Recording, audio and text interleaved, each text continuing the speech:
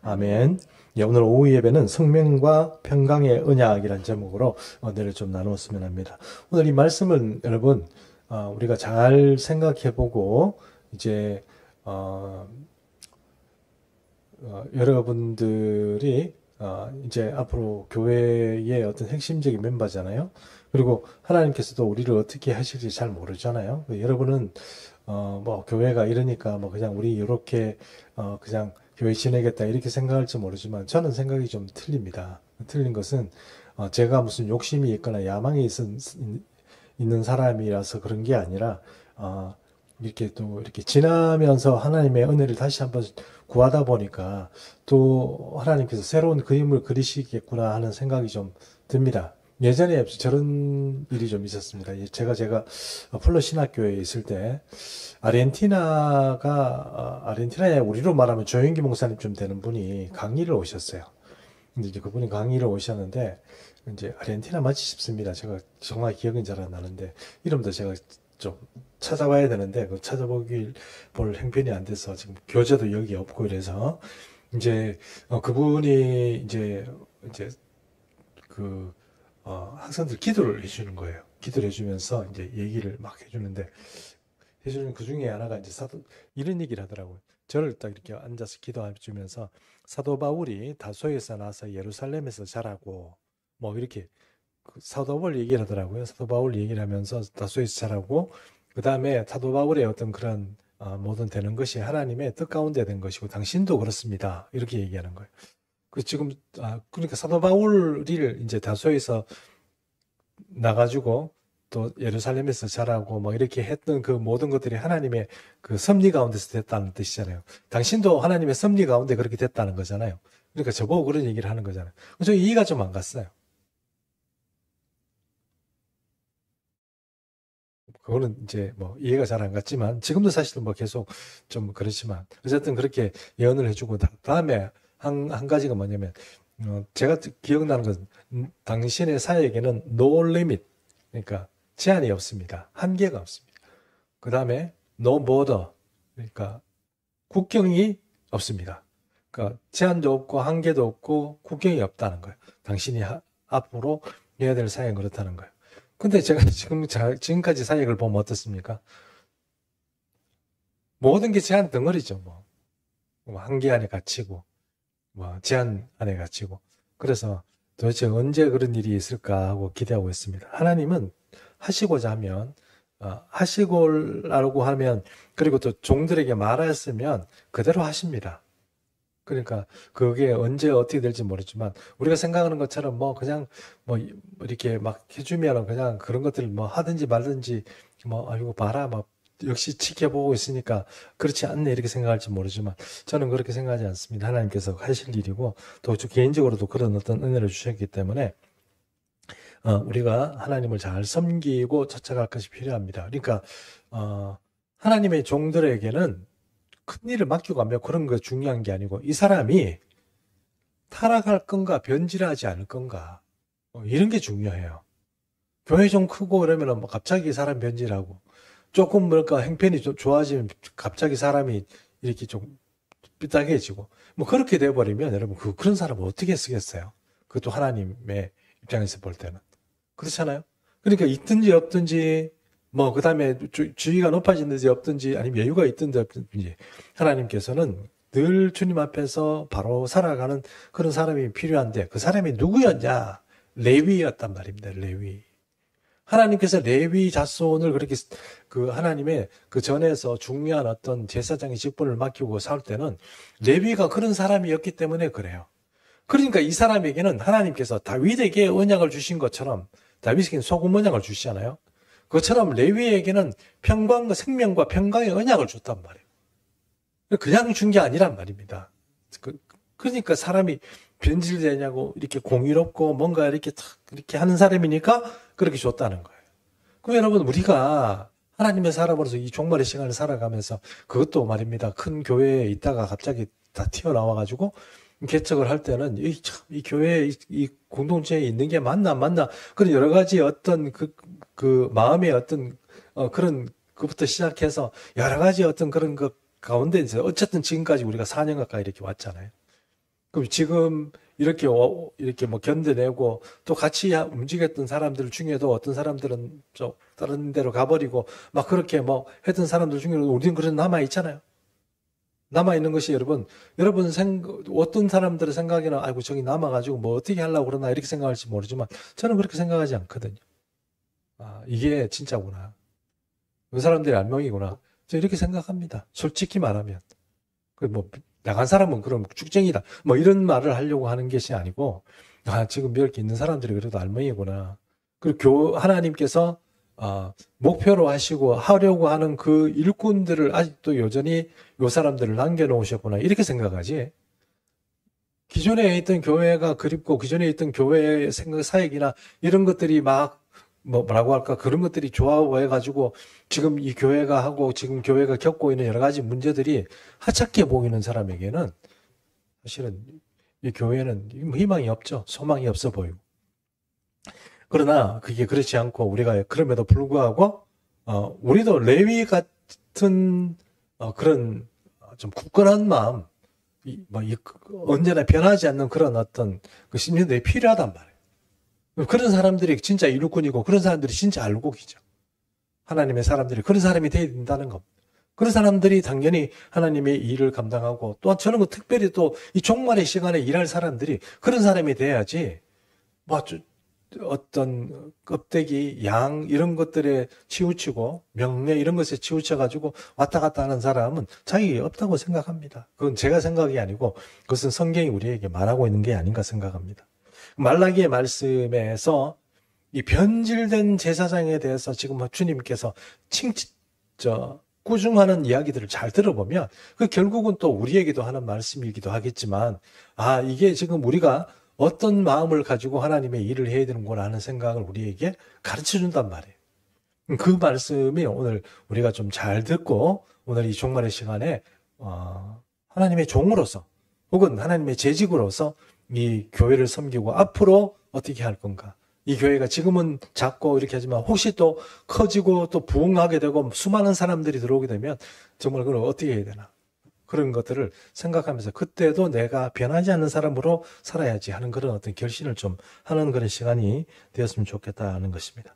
지난 시간을 통해서 말라기의 1장에 있는 상황들은 어떤 상황이었습니까? 말라기 1장에 있는 내용들은 여러분 잘 아시는 것처럼 사람들이 타락했습니다. 타락했는데 이제 하나님께 예배가 지금 흐트러졌어요. 예배는 여호와를 경외하는 그런 어떤 자세고 하나님을 두려워하는 그런 데인데 예배가 너무 흐트러졌어요. 그래서 하나님께 제사 지낼 때 이제 저는 것, 눈먼 것 그런 거를 이제 가져오기 시작하는 거죠. 왜냐하면 멀쩡하고 좋은 거 드려봤더니 별거 없더라는 생각이죠. 그리고 그런 것들을 이제 내가 지금 신앙생활 해주고 지금 내가 제사를 드리러 와주는 것만으로도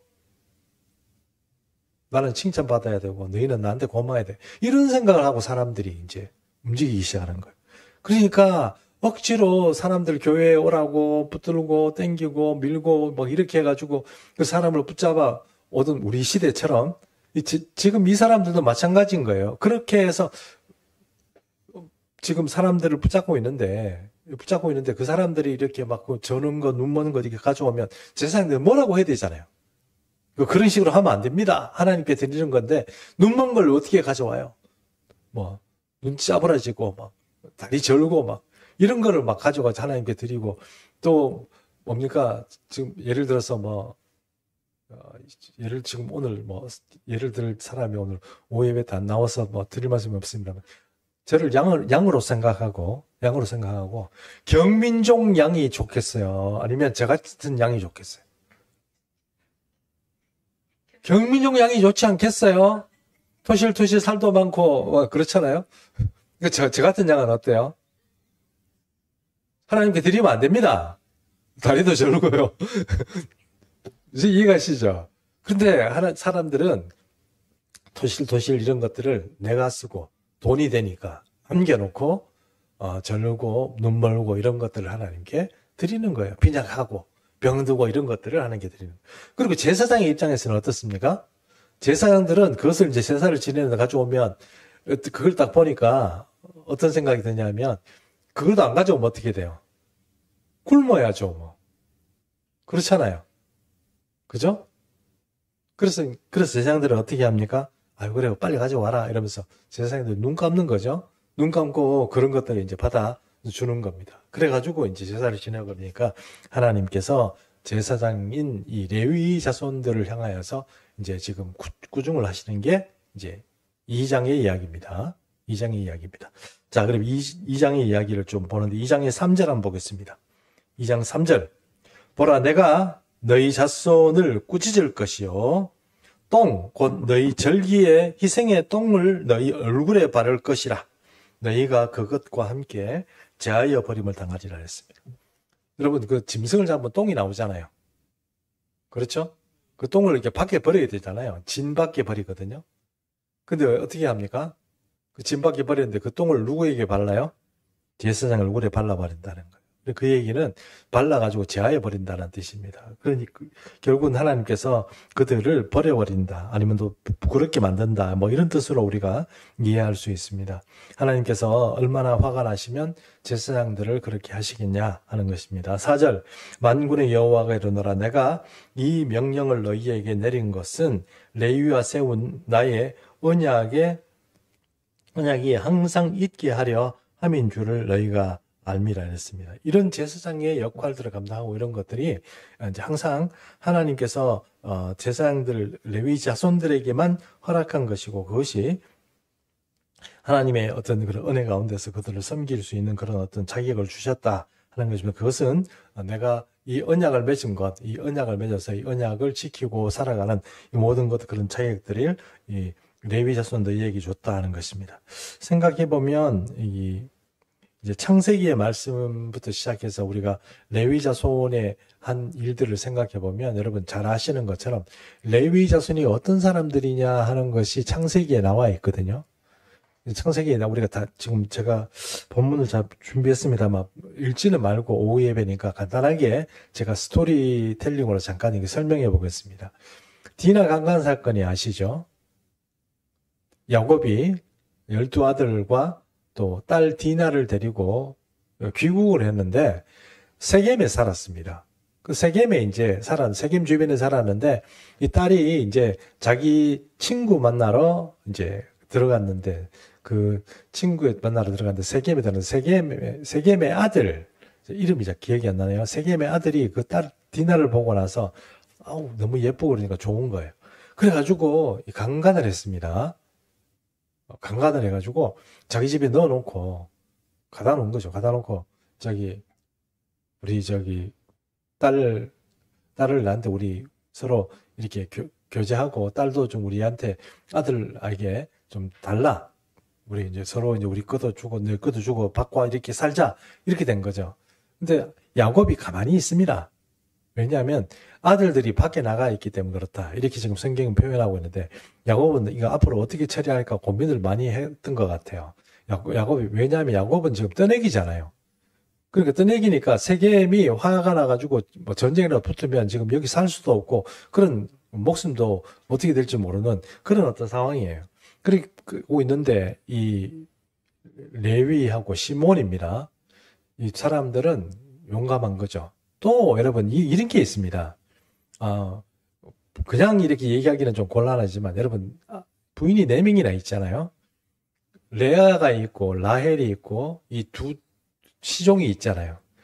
이 4아들이, 이 4사람에게서 난 여러 자손들이 있는데, 이 자손들이 사이가 좋습니까? 안 좋습니까? 별로 안 좋죠? 그런데 여러분, 이 자손이 사이가 안 좋지만 그나마 앞에 제가 말한 레아하고 두 몸종에게서 난 사람들은 사이가, 형제들은 그래도 괜찮습니다. 왜요? 공동의 적이 있거든요. 그 공동의 적이 누구예요? 라헬이거든요. 야곱이 라헬만 사랑하잖아요. 너건 다 없어도 좋다. 나는 누구만 있으면 된다? 라헬. 다 없어도 좋다. 나 윤지연만 있으면 된다. 뭐 이런 거잖아요. 지금 주무시는 건 아니죠? 좀 같이 좀 웃고 이래야 되는데 여러분 너무 그동안 사역하신다고 힘드셨나? 네, 그런 거잖아요. 그러니까 이 공동적이 있으니까 이 다른 아들들은 형들의 말에 잘 순종하고 잘 따라가요. 이해하시죠? 그런데 잘 안 섞인 게 누구예요? 요셉, 뭐 이런 거죠. 베냐민 이런 거죠. 얘들은요, 누구의 아들이니까? 라헬의 아들이니까. 다른 형제들은 잘 섞여가지고, 뭐, 첫째 형, 이래의 어떤, 지신의 명령에 따라 잘 따라 움직인단 말이에요. 뭐, 다른 사람 다 마찬가지죠. 그런데, 디나는 누구의 딸이냐면은, 레아의 딸이에요. 레아의 딸. 라헬의 딸이 아니고, 또 다른 시종의 딸이고, 레아의 딸이에요.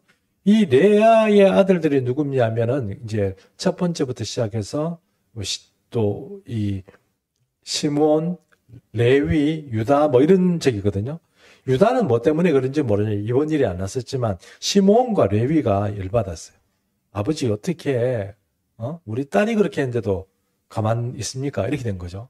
그러니까 시므온하고 레위가 어떤 전략을 내 가지고 어떻게 합니까? 세겜에 있는 모든 남자들 보고 네 전부 다 할례를 받아라. 그럼 우리가 이제 앞으로 주고받고 이렇게 거리다고 하겠다. 이래가지고 할례를 시켜가지고 제일 아픈 날 어떻게 합니까? 공격해가지고 싹 다 죽여버리죠. 죽여버리고 다 약탈을 해버립니다. 약탈하고 막 그리고 성격이 얼마나 대쪽 같으냐 하면 대쪽 같다 그러면 여러분 우리가 되게 좋은 것으로만 생각할지 모르지만 꼭 그렇진 않죠. 대쪽 같으냐 하면 어떻게 하냐면 좀 남들 불편하게 하는 게 있잖아요. 레위하고 시므온이 어떻게 하냐면 다른 좀 잔인한 면이 있습니다. 어떤 잔인한 면이 있냐면 말의 발 뒤꿈치를 자르잖아요. 말 발 뒤꿈치를 자르는 이유는 뭡니까? 전쟁할 때 공격을 우리가 방어하는 거죠. 말 그대로 탱크 불질러 버리는 거와 똑같은 거 아니에요. 말 뒤꿈치 자르는 거는. 소는요. 잘라요, 안 잘라요? 소는 안 잘라요. 왜냐면 그 소가, 여러분, 매 착하고 집에서 기르고 그 소를 어떻게 잘라요? 말 뒤꿈치를 왜 잘라요?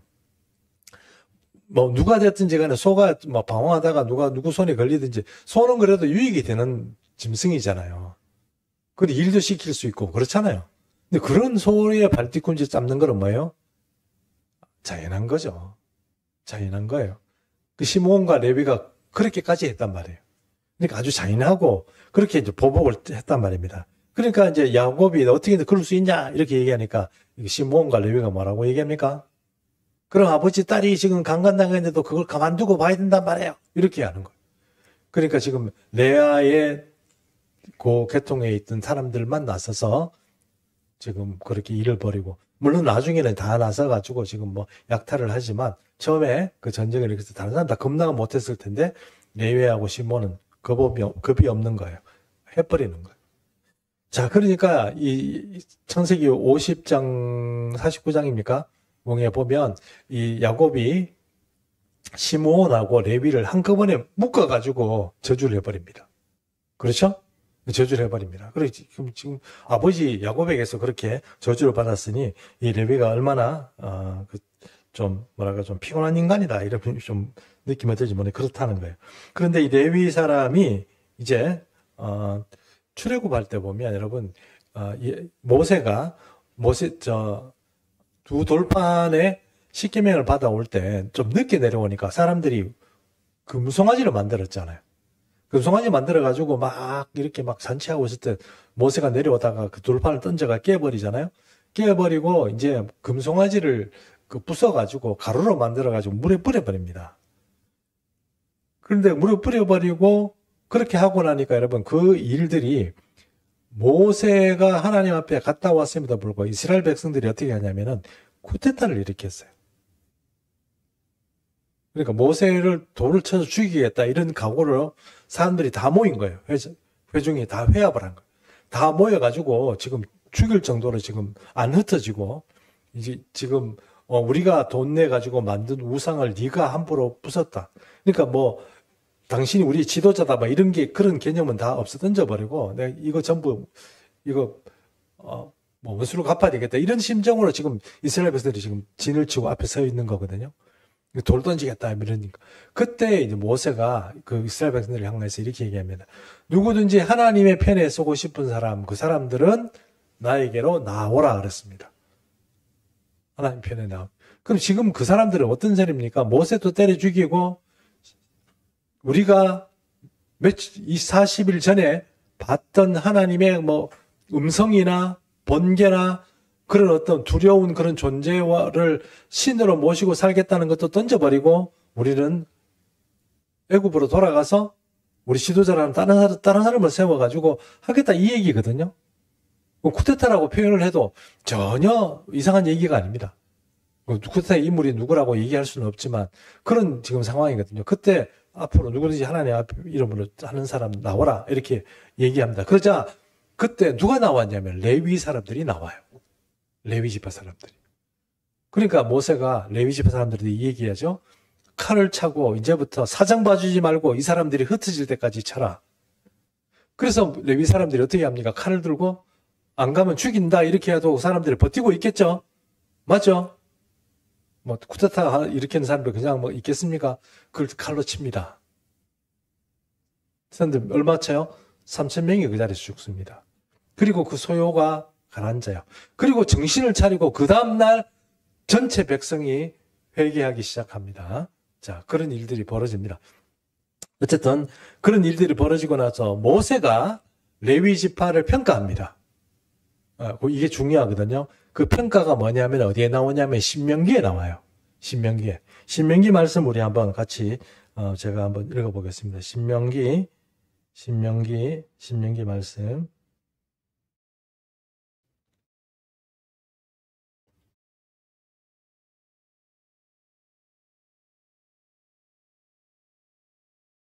신명기 33장 8절로 이래서 10절인데요. 신명기 33장 8절에서 10절인데 권사님 못 찾으시겠어요? 제가 신명기 33장 8절, 9절, 10절인데 제가 8절을 읽겠습니다. 레위에 대하여는 일러스되 주의 둠밈과 우림이 주의 경건한 자에게 있도다. 주께서 그를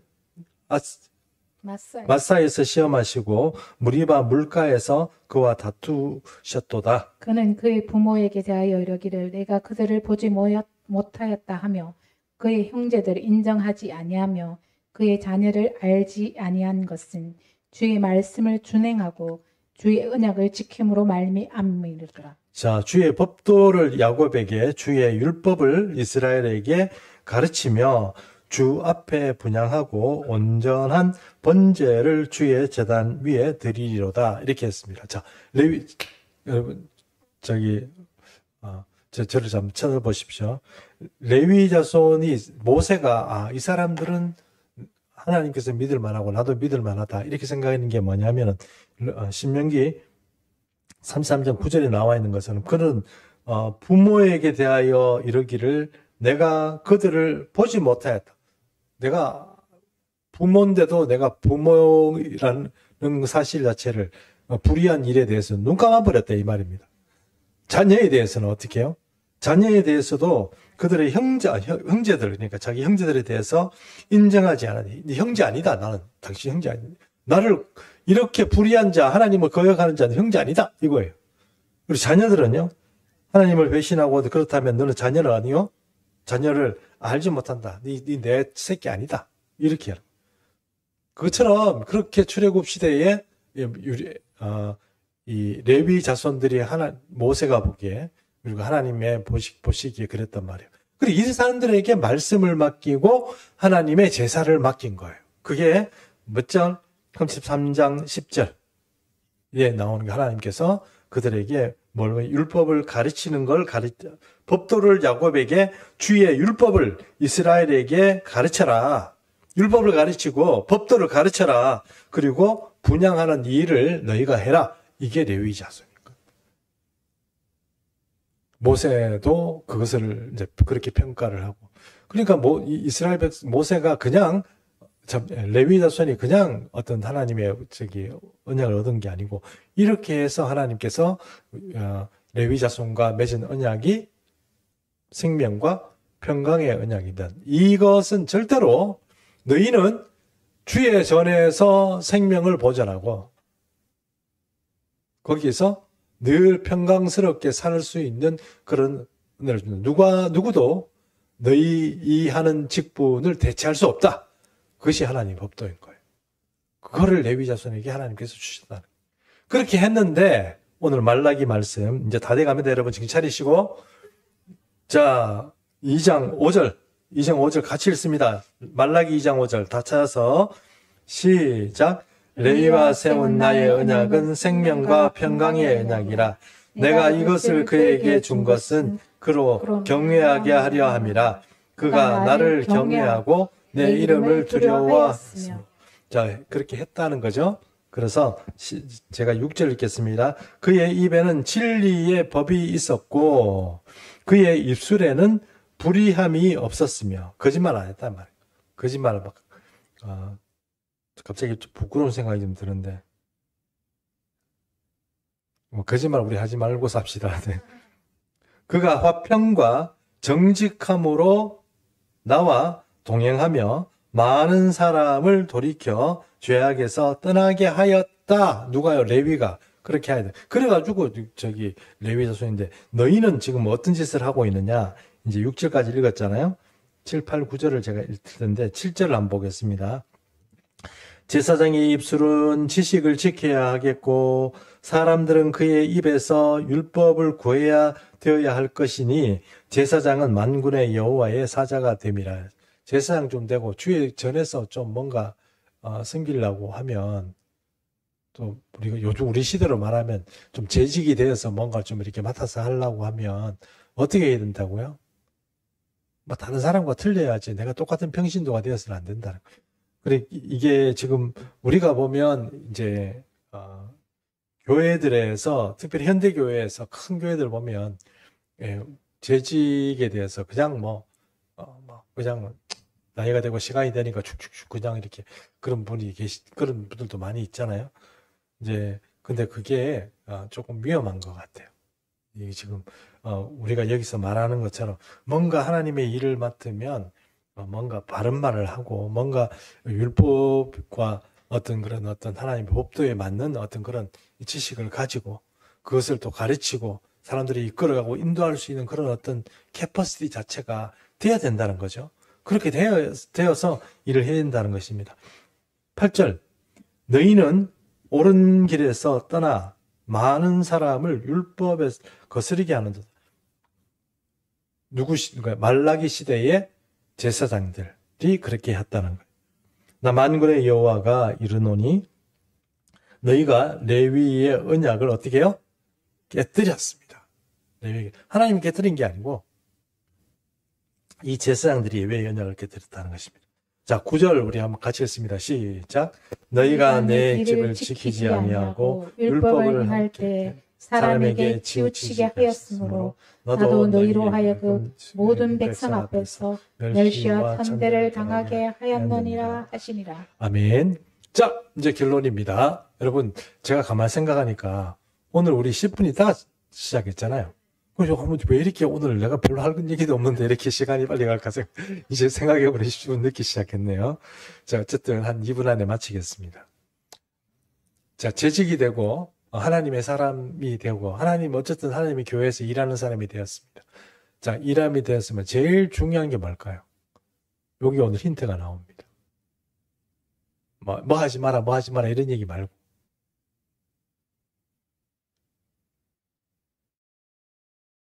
대부분의 현대 교인들, 뭐 저도 마찬가지고,